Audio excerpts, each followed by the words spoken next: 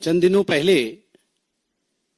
America में, बल्कि 2 दिन पहले ही अमेरिका में राहुल गांधी के इंटरव्यू को सुन रहा था, तो ए को लेकर, इंडी अलायंस में ए को लेकर काफी वायरल हो रहा है। और आप सब भी युवा हैं, हम भी युवा हैं, मजे तो हम भी लेते हैं। तो जो इंडी अलायंस में, किसी ने पूछा ये इंडिया है तो फिर ए क्या है, तो राहुल बाबा कुछ देर सोचते रहे कि ए क्या है। कुछ देर सोचने के बाद उनको याद आया कि ए अलायंस है। आज उजागर में करता हूं कि आखिर राहुल बाबा ये 5-7 मिनट क्यों सोचते रहे कि ए क्या है। कहीं ना कहीं राहुल बाबा सोच रहे थे ए फॉर अपीजमेंट है, ए फॉर अपराध है, या ए फॉर एरोगेंस है। क्योंकि आज अगर इंडी अलायंस में देखा जाए तो सही मायने में आज 3 विषयों को लेकर यह प्रेस कॉन्फ्रेंस हो रहा है। ए फॉर अपराध, आज टीएमसी का अपराध बंगाल में। ए फॉर अपीजमेंट, आज कांग्रेस पार्टी का अपीजमेंट शिमला हिमाचल प्रदेश में। और ए for arrogance of Congress party और कुछ इंडी अलायंस के बाकी घटक दल जो सीजेआई जैसे महत्वपूर्ण संस्थान को भी राजनीति से ऊपर नहीं रखते हैं, राजनीति में घसीट कर लाते हैं।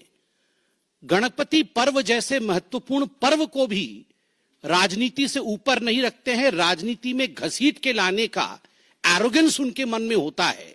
तो today's press conference is on 3 A's: A for अपराध, A for appeasement and A for arrogance. पहला विषय है बंगाल का। 2 चिट्ठी आप कल से देख रहे हैं।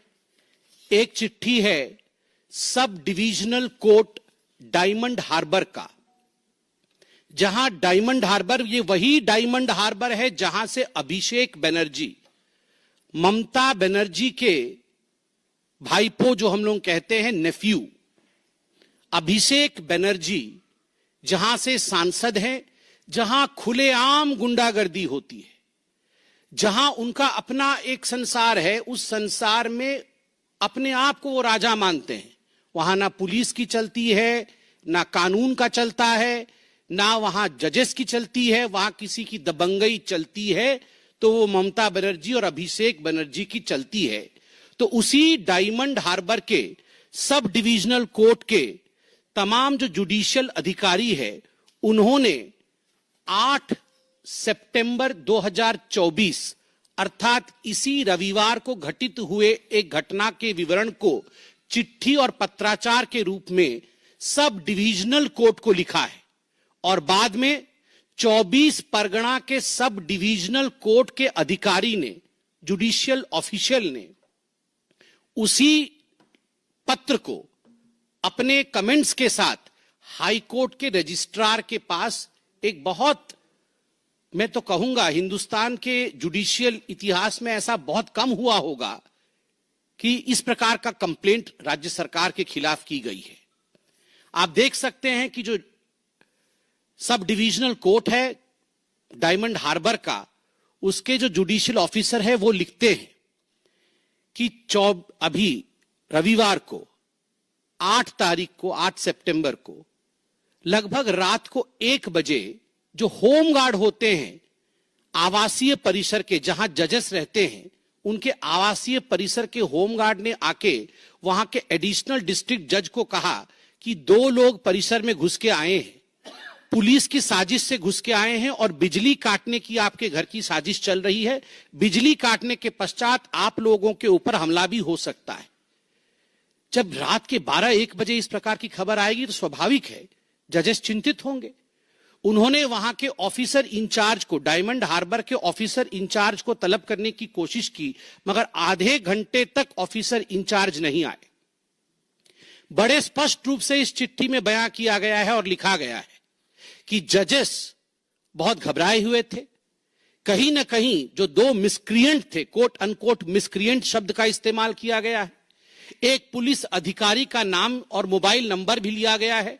नाम उसका कुमारेश दास है, मोबाइल नंबर मैं यहां डिस्क्लोज करूंगा नहीं, मगर नाम और मोबाइल नंबर लिखा गया है। जजेस ने लिखा है कि यह पुलिस अधिकारी उन दो मिसक्रिएंट को लेकर आया था, उन दो बदमाशों को लेकर आया था और उसे निर्देशित किया गया था लोकल डायमंड हार्बर के थाने से कि आप इन दोनों को गुपचुप आवासीय परिसर में, जजेस के आवासीय परिसर में प्रवेश करवा दीजिए बिना इनके नाम को रजिस्टर करवाए, ताकि ये जाके हमारी बिजली काट सके और बदमाशी कर सके, हमें मार सके। They were trying to instill fear into the judiciary. This is what is written in the letter. Judiciary के अंदर न्यायाधीश, जो न्याय प्रक्रिया है और न्यायाधीशों के अंदर एक डर के भावना को उत्पन्न करने की चेष्टा, इस कारण से दो लोगों को भेजा गया था और पुलिस अधिकारियों ने भेजा था। एक का तो नाम भी दिया गया है, दूसरे का नाम नहीं दिया गया है। सीसीटीवी में सभी लोग स्पष्ट रूप से देख रहे हैं। आखिर ये हुआ क्यों? जजेस को क्यों डराया जा रहा है? ये जो आरजी कर मेडिकल कॉलेज में अभी जघन्य अपराध हुआ है एक बिटिया को लेकर, एक डॉक्टर को लेकर, उसके पश्चात जो लोग स्ट्राइक कर रहे हैं, प्रोटेस्ट कर रहे हैं, डॉक्टर कर रहे हैं, आम जनता कर रही है, तो बंगाल की सरकार ने इनके खिलाफ स्ट्रिंजेंट पॉस्को एक्ट लगाया है। पहले ये ड्रग के ऊपर एनडीपीएल का केस लगाते थे, कोर्ट ने एनडीपीएल का केस बंद कर दिया है कि आप जितना ड्रग नहीं है बंगाल में उससे अधिक तो आपने एनडीपीएल के केस लगा दिए, तो अब ये पॉस्को का केस लगा देते हैं। तो पॉस्को का केस इन्होंने ये जो प्रोटेस्टिंग डॉक्टर्स हैं और कुछ कार्यकर्ता हैं उनके ऊपर लगाया, जो आम जनता है। तो कोर्ट ने उसे खारिज कर दिया कि ये केस निराधारित लग रही है, कोई आधार नहीं है, इसके आधार पर हम जुडिशियल कस्टडी या पुलिस कस्टडी नहीं दे सकते हैं। ये जजमेंट दिया कोर्ट ने।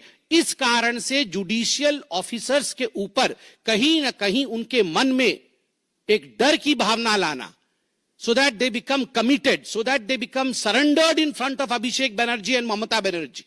आप सोच के देखिए, it is not just during emergency that the Congress party wanted a committed judiciary. Even under Mamata Banerjee's regime in West Bengal, they want a committed judiciary where the judges would be dictated by Mamata and Abhishek Banerjee. ये चिट्ठियां public domain में हैं, Bharatiya Janata party ने भी इसे tweet किया है, इसमें सारी स्पष्टताएं हैं। स्वाभाविक रूप से यह विषय अब हाईकोर्ट के रजिस्ट्रार के पास गया है। हम सुप्रीम कोर्ट से भी अपील करते हैं, this is a matter of grave nature. The Supreme Court should also take cognizance of this issue of trying to instilling fear into the minds of the judicial officer of West Bengal, because there are people on the streets protesting against the heinous crime that was committed in RG Kar Medical College. इसमें हम appeal करते हैं और ममता बनर्जी और अभिषेक बनर्जी के खिलाफ आवाज बुलंद करते हैं। मैंने कहा दूसरा ए जिस पे आज हम अपने विषय को रखेंगे, वो दूसरा ए है अपीजमेंट, तुष्टीकरण का। आज सुबह से ही टेलीविजन चैनलों पर किस प्रकार से शिमला में जो हिंदू संगठन है, आम जनता है, वो सड़कों पर उतरी हुई है। किस प्रकार से एक अवैध मस्जिद को लेकर वहां की जनता अपनी आवाज को बुलंद कर रही है, ये हम सब देख रहे हैं। बड़ा स्पष्ट है कि वो मस्जिद अवैध है। यह भी स्पष्ट है क्योंकि उनके खुद के मंत्री ने, कांग्रेस के मंत्री जो rural development minister Anirudh Singh है, अनिरुद्ध सिंह जी ने सदन के पटल पे अभी चंद दिनों पहले कहा कि ये जमात के लोग कहां से आ गए। ये वो लोग हैं जो लड़कियों के ऊपर टिप्पणी करते हैं, लड़कियों को छेड़ते हैं। लव जिहाद के विषय में भी कहा, केवल 2 परिवार थे इस एरिया में, अब 1900 परिवार आ गए हैं और इतना बड़ा एक अवैध मस्जिद बन के खड़ा हो गया है। ये खुद अनिरुद्ध सिंह जो उनके मंत्री है, उन्होंने कहा अनिरुद्ध सिंह जी के खिलाफ कांग्रेस ने ही मोर्चा खोल दिया है। उनके बाकी मंत्री अब अनिरुद्ध सिंह जी के खिलाफ बोल रहे हैं। जो अवैध है उसका जाना तय होना चाहिए। आश्चर्य का विषय है, जो म्युनिसिपल कोर्ट है, local municipal court 45 bar 45 times the municipal court has served notice to the masjid, to the mosque, to produce papers of legality. 45 bar notice जाने के पश्चात भी मस्जिद ने अभी तक लीगैलिटी की कोई कागज दाखिल कोर्ट में नहीं कराया है। उसके बाद भी कांग्रेस पार्टी का जो अपीजमेंट का रवैया है वह हम देख रहे हैं। इतना ही नहीं, ये जो मोहब्बत की दुकान है, राहुल गांधी की मोहब्बत की दुकान, ये केवल हिमाचल प्रदेश में हिंदुओं के ऊपर लाठीचार्ज और टीयर गैस नहीं छुड़वा रही है, ये कर्नाटक में गणेश विसर्जन के समय गणेश मूर्ति के ऊपर चप्पल फिकवाने से लेकर पत्थर फिकवाने का काम भी कर रही है। यह है राहुल गांधी के मोहब्बत के दुकान का आलम। होगा ही, अब इल्हान ओमार से मिलेंगे तो मस्जिदों से, जो अवैध मस्जिद है उससे प्यार तो होगा ही, और हिंदुओं के ऊपर लाठीचार्ज होगा ही। इल्हान ओमार कभी यह तो नहीं बताएगी कि अवैध मस्जिद के खिलाफ कार्यवाही करनी है। जिस बर्बरता के साथ हिंदुओं के ऊपर लाठीचार्ज हुआ है, भारतीय जनता पार्टी उसके खिलाफ आवाज बुलंद करती है। महिलाओं के साथ भी अत्याचार हुआ है पुलिस का, यह बर्बरता उचित नहीं है। हिंदुओं पर लाठीचार्ज, अवैध मस्जिदों का रिचार्ज, यह नहीं चलेगा। अपीजमेंट के अंतर्गत हिंदुओं पर लाठीचार्ज होगा और अवैध मस्जिदों का रिचार्ज होगा। यह ना तो जनता चाहती है और ना ही एक सभ्य समाज में कानून चाह सकती है। लोगों का नारा था कल, और मुझे लगता है लोगों के नारे में दम है। हिमाचल ने ठाना है देवभूमि को बचाना है, इसमें कोई बुराई नहीं है। जहां अवैधता रहेगी, और जैसे कि उनके मंत्री ने खुद कहा है कि लड़कियों के साथ दुराचार किया जाता है, यह उचित नहीं है। देवभूमि को बचाना ही पड़ेगा।